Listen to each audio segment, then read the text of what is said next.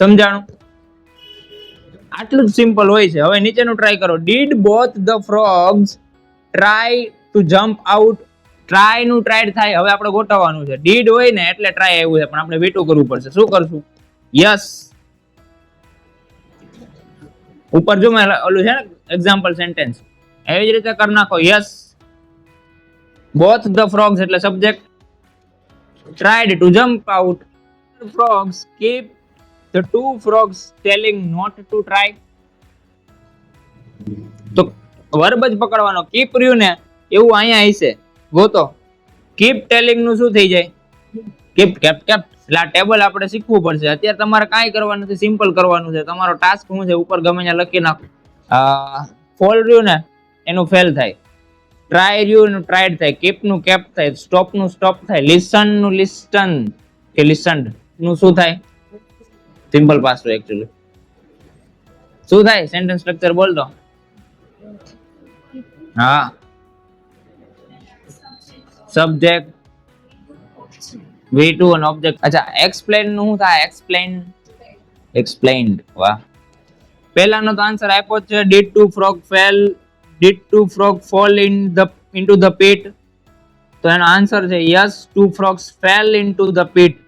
બીજું છે did both the frogs try to jump out? Yes.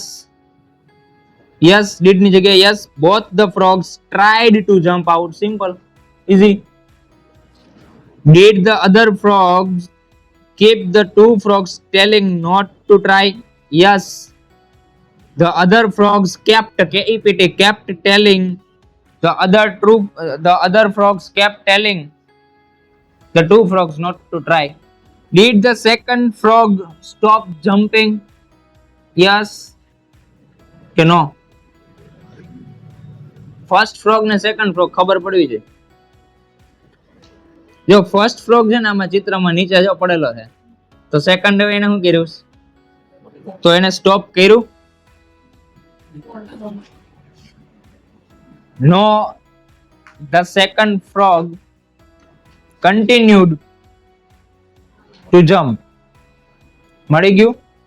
જો અહીંયા લ્યું ને પેજ નંબર 7 માં પહેલું sentence, the other frog continued to jump, એની જગ્યાએ આપણે શું કરી નાખવાનું?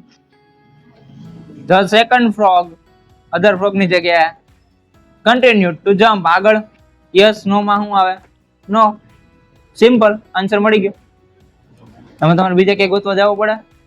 Did the frog listen to what other frogs said? તો આ તો જો આમાં ધ ફ્રોગ કીધું છે એટલે કન્ફર્મ નથી કે કયા ફ્રોગ ની વાત છે, બરાબર? એટલે આપણે એવું કન્સિડર કરશું કે જે સેકન્ડ ફ્રોગ છે કે જેને આ જે કામ હતું એ પાર પાડી દીધું, એટલે આપણે એમ આમાં એનું કન્સિડર કરશું. એટલે લખવાનું નો, the second frog did not listen to what other frogs said. Listen નું લિસન જ રાખ્યું, લિસન્ટ કે લિસન્ડ એવું નથી કર્યું. જોયું? શું કામ? આગળ ડીડ આવી ગયું. હવે ડીડ રે ને, ડુ અને ડીડ એ બે હગા ભાઈ છે. ખબર પડી ગઈ? ડુ અને ડીડ એ બે ભાઈઓ ને V2 હારે વાંધો છે. શું? V1 ને V2 હગા ભાઈ છે, ડીડ અને ડુ હગા ભાઈ છે. તો એ બે જ્યાં હોય ને, એ બે ભાઈઓ ને V2 હારે વાંધો છે. એટલે જ્યાં ડુ અને ડીડ હોય ત્યાં VQ આવશે. 1 વર્બ નું બેઝ ફોર્મ જ આવશે, ત્યાં V2 આવશે. ખબર પડી ગઈ? એટલે આપણે શું કીધું? ના પાડી. નો, the second frog did not listen.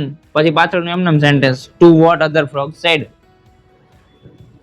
બીજા ડેડકાએ સાંભળ્યું નહીં. Did the second frog explain that he was deaf? Yes. The second frog explained that he was deaf. પૂરું? ઓકે, હવે નીચેની એક્સરસાઇઝ.